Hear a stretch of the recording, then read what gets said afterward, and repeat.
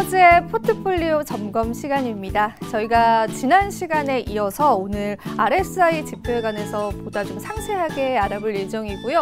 만약에 지금 비트코인 가격에 어떤 변동성이 있다라고 한다면 그 부분도 퍼즈님께서 짚어주실 예정입니다. 그리고 이 스리에로 캐피탈에 이어서 좀 셀시우스 이슈도 지금 현재 시장에 악재로 좀 작용될 가능성이 있습니다. 이 부분도 좀 체크를 해보고요. 그럼 우선은 우리 퍼즈님 한번 만나 뵙고 인사 나눠보도록 할게요. 퍼즈님 반갑습니다. 네, 안녕하세요. 퍼즈입니다. 오늘도 도움되는 자료 많이 준비해 왔으니까요. 보시고 매매 전략을 만드시는데 꼭 도움이 되었으면 좋겠습니다.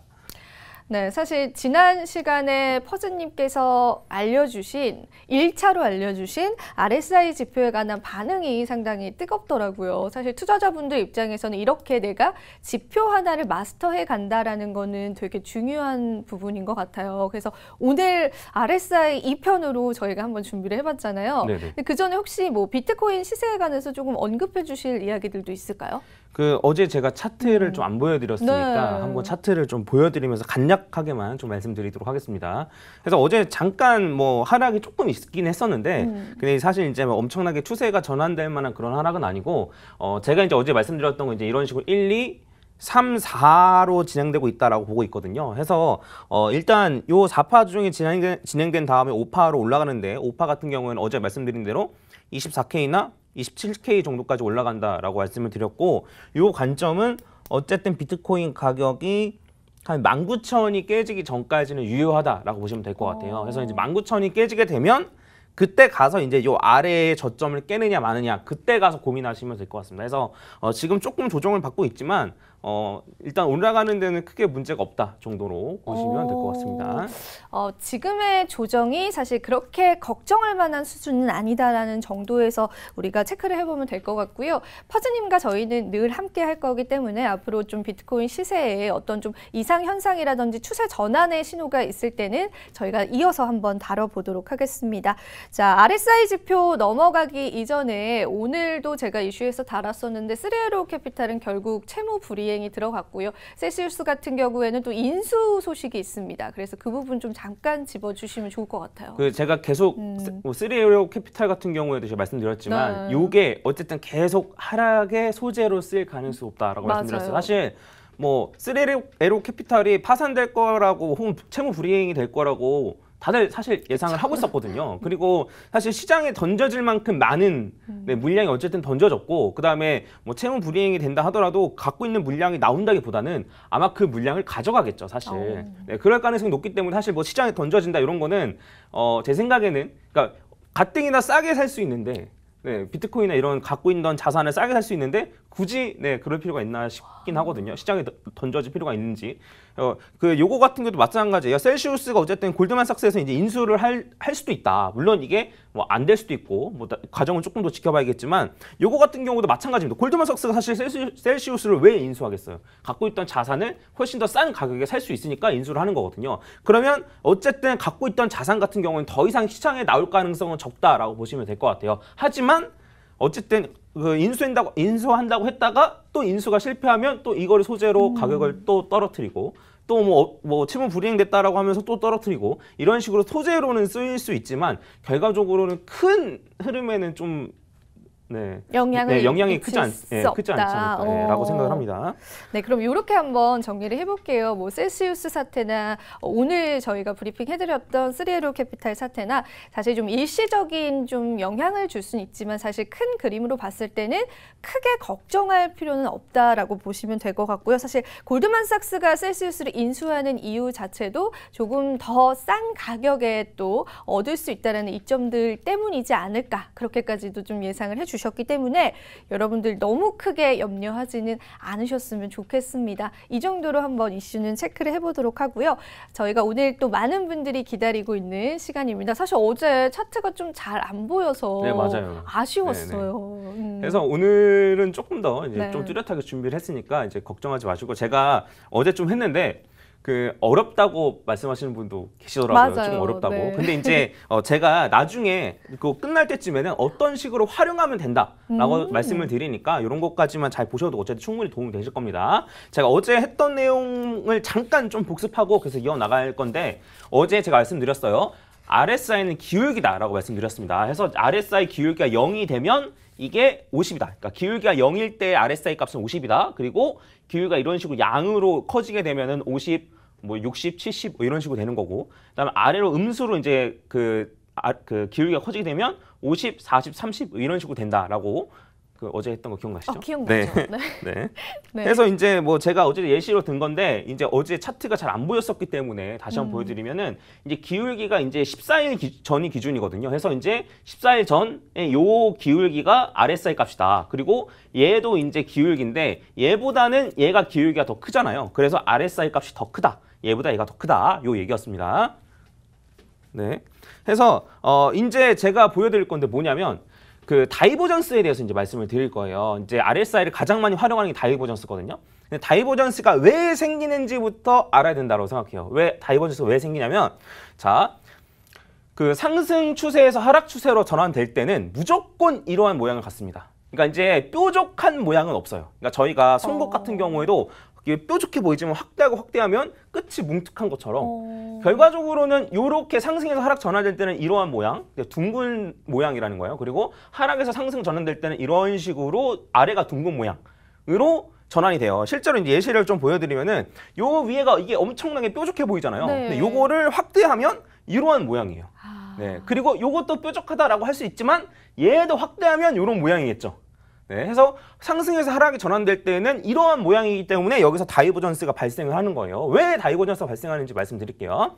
자, 이 보시면 뭐냐면, 자, 여기에서 이게 기울기가 제가 RSI 값이라 그랬잖아요. 그러면 얘랑 빨간색 선이랑 주황색 선이랑 비교했을 때 기울기가 빨간색이 더 크거든요. 그렇죠. 빨간색이 더 크죠. 이렇게 한 점을 제가 모아놨으니까 확인하시면, 그러면 RSI 값은 얘가 더 적은 거예요. 빨간색의 RSI 값이 더 크고 주황색의 RSI 값이 더 적은데 고점은 갱신했죠. 네. 이게 하락 다이버전스예요. 하락 다이버전스가 뭐냐면 고점은 갱신했는데 RSI 값이 떨어지면 이게 하락 다이버전스라고 얘기하거든요. 그러면 여기서도 하락 다이버전스겠죠. 왜냐하면 주황색 선보다 녹색 선이 기울기가 더 작으니까 RSI 값이 더 적잖아요. 근데 고점은 갱신했잖아요. 해서 이게 하락 다이버전스인 거예요. 네. 그러면은 가격적으로는 이제 가격 차트적으로는 고점을 갱신을 했지만은 RSI 기울기는 전에 비해서 오히려 하락했다면은 그 부분을 우리가 조금 고점으로 파악을 하고 좀 판단을 해도 괜찮은 거네요. 네, 그래서 이제 예시를 아예 차트로 갖고 왔는데 이제 이걸 보시면은 이제 고점은 갱신했잖아요. 네. 근데 이제 RSI 값은 기울기인데 기울기가 더 작아졌잖아요. 그래서 RSI 값은 더 떨어졌어요. 그러니까 고점은 갱신했는데 RSI 값은 떨어지니까 이후에 하락이 나타나는, 이게 이제 하락 다이버전스예요. 그러면은 이 RSI 같은 경우에는 적중률은 퍼즈님 어느 정도 되나요? 지금까지 통계적으로 판단했을 때? 낮아요. 그래요? 네, 왜 낮은지까지도 말씀드릴게요. 이게 이렇게만 보면 사실 쉽잖아요. 네. 그래서 이제 사람들이 요것만 보면 되겠네. 그리고 사실 이러한 지표들만 언제 다이버전스가 나오는지 알려주는 그런 지표들도 있거든요. 근데 왜 속는지에 대해서 추가적으로 제가 설명을 드리면은 이러한 모양 때문에 그래요. 왜냐면 이제 보시면 아까 전에 말씀드렸지만 기울기가 어쨌든 더 줄어들었잖아요. 그럼 여기서 하락 다이버전스가 발생해요. 네. 그리고 여기서도 하락 다이버전스가 발생해요. 그다음 여기서도 하락 다이버전스가 발생해요. 무슨 소리냐면 하락 다이버전스가 발생했는데 안 떨어지고 올라요. 오르고 여기서도 하락 다이버전스가 발생했는데 안 떨어지고 올라요. 그러니까 이런 경우 예시를 보여드리면 요건데, 요거 같은 경우에도 이제 RSI 값이 이제 계속 떨어지면서 고점은 갱신한 RSI 값이 떨어져요. 그래서 하락 다이버전스가 발생했는데 추가적으로 오릅니다. 그럼 여기서도 하락 다이버전스가 또 발생해요. RSI 값이 떨어지면서 발생하는데 또 올라요. 이런 식으로 이제 당하는 경우가 많거든요. 근데 이게 왜 그러냐면 결과적으로는 기울기가 0이 되기 전까지는 기울기가 이렇게 0이 되기 전까지는 하락 다이버전스가 계속 나타날 수가 있어요.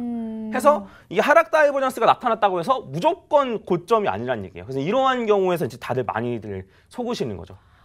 그러면은 사실 하락 다이버전스가 발생했다라고 해서 고점이다라고 판단을 했는데 또 시간이 지나니까 가격은 또 고점이 되고 네네. 또 하락 다이버전스가 발생하고 이런 식으로 계속 악순환이 되는 거잖아요. 네, 그렇죠. 그러면은 언제가 고점인지 우리는 어떻게 알 수가 있죠? 그래서 이제 제가 네. 추천드리는 건 뭐냐면 사실 이제 다이버전스만 가지고 하는 게 아니고 다른 거를 같이 겸해서 하는 게 더 좋다라고 말씀을 드리는 거예요. 사실 지난 방송에서 이 토미님께서도 여러 가지 지표를 같이 활용을 해서 그게 이렇게 중복되는 지점이 있다라고 말씀하셨거든요. 그때를 조금 판단을 한다 이렇게 말씀하셨는데 같은 맥락인 거죠? 네, 그렇죠. 그래서 이제 사람들마다 방법은 좀 다른데 토미님 같은 경우 제가 알기로는 예를 들면 뭐 5가지 정도의 이제 판단하는 게 있다라고 하면 매수 뜨면 이제 뭐 매수인 거고. 근데 저 같은 경우는 그게 아니고 큰 엘리엇 파동 위주로 보고 나머지는 그거를 이제 서포트할 수 있는 뭐 정도로 저는 어쨌든 나머지 가지고 엘리엇 파동을 매매를 하는데 나머지 보조 지표 가지고 저는 시드를 조절하거든요. 리스크 관리를 한다 이렇게 생각하시면 됩니다.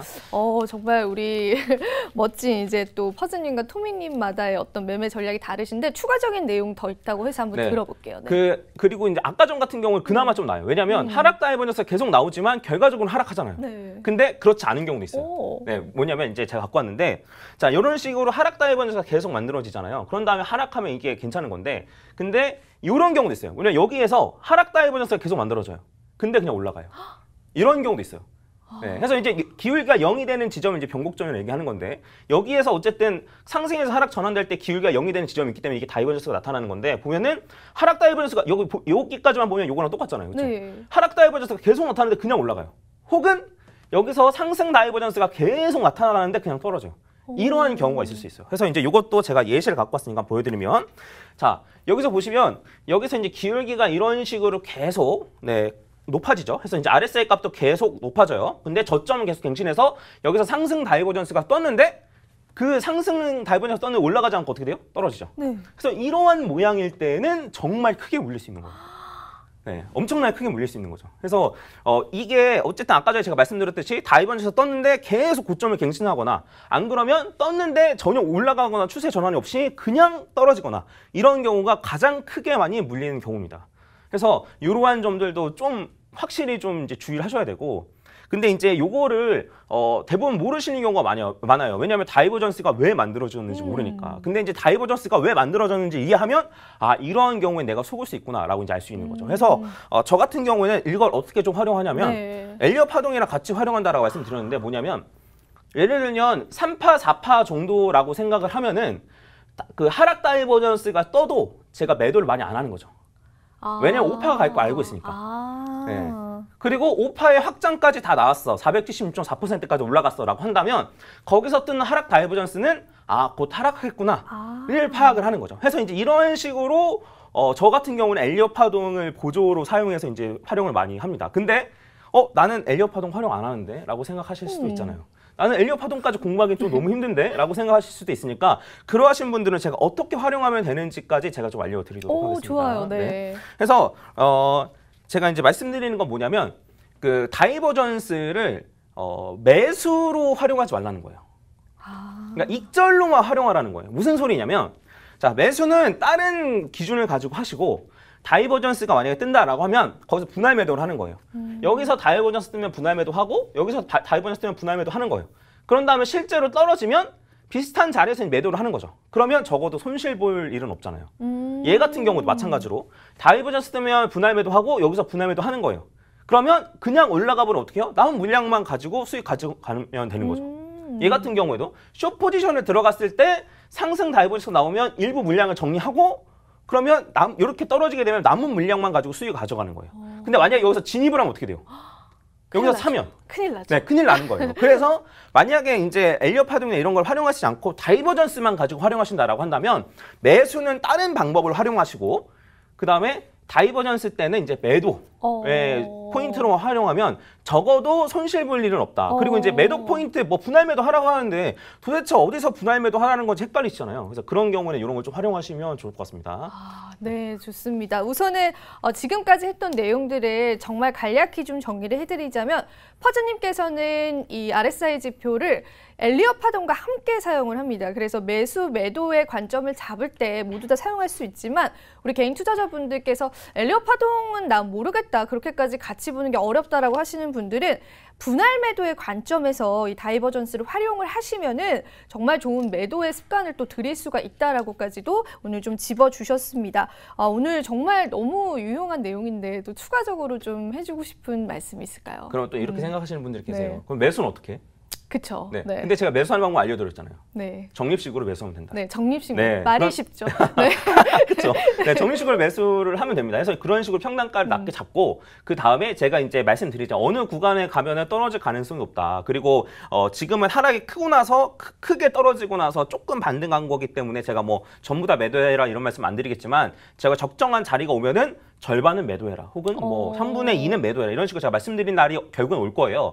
그렇게 제가 딱 말씀드리면 제가 어쨌든 월화밖에 안 나오지 않습니까? 네. 그러면 주중에 어떻게 되지라고 생각하실 때 그 구간에 딱 도달했을 때 다이버전스를 좀 확인하시고 네, 매도를 하시면 훨씬 더 쉽게 저를 활용하실 수 있지 않을까. 그러면은 네. 결과적으로는 이 다이버전스 같은 경우에는 약간 보조 지표로 우리가 조금 활용을 하는 거네요. 네, 그렇죠. 해서 결과적으로는 한 번에 매수 들어가고 한 번에 매도 나오고 이런 거는 저희 같은 개미들이 이제 사용하기 쉽지 않은 방법이에요. 네, 그래서 어쨌든 분할 매수, 분할 매도를 생활해야 되는데 그러면 매도할 타이밍인 것 같은데 어느 포인트에서 할까? 이런 게 좀 궁금하실 때는 이런 걸 좀 잘 활용하시면 좋지 않을까 싶습니다. 네, 이 매도 타이밍 잡는 게 사실은 정말 힘듭니다. 투자하면서. 그렇기 때문에 우리 개인 투자자분들은 분할 매수와 분할 매도를 좀 습관화하셔야 된다라는 부분도 첫 번째로 기억을 해주시고 내가 지금 이쯤 되면 매도할 타이밍인 것 같은데 매도 타이밍을 잡기 힘들다라고 하시는 분들은 이 다이버전스, 우리 퍼즈님께서 오늘 알려주신 다이버전스를 활용하셔서 좋은 매도의 타이밍을 잡아가시는 그러한 보조 지표를 활용하시기에 너무너무 좋다라고 합니다. 앞으로 퍼즈님이 또 계속해서 이런 차트 분석에 관해서 상세하게 설명을 해주실 예정이기 때문에 궁금한 거 있으신 분들은 또 댓글을 많이 남겨주신다면은 저희가 적극적으로 또 의견을 수렴해서 여러분들에게 도움되는 전략들 계속해서 좀 이어나가도록 하겠습니다. 오늘도 퍼즈님과 정말 좋은 시간 함께 했습니다. 비트코인 가격에 관한 언급들과 함께 또 셀시우스 사태, 쓰리에로 캐피탈 사태가 그리 걱정할 만한 수준은 아니다라고까지도 말씀을 해주셨고요. 그리고 RSI 지표를 오늘 우리 투자자분들에게 제대로 알려주기 위해서 정말 많은 준비까지 해주셨습니다. 너무너무나 유익한 시간이었던 것 같고요. 저도 퍼즈님과 함께하면서 많이 배워가는 것 같습니다. 지금 이 시장 저희와 함께 잘 이겨내시면 될 것 같습니다. 오늘 저희가 준비한 소식은 여기까지입니다. 마지막으로 본 방송에서 제공하는 정보는 투자 판단에 대한 조언일 뿐 가치 판단 상승 하락을 보장하고 있지 않다는 점 다시 한번 유의 부탁드리고요.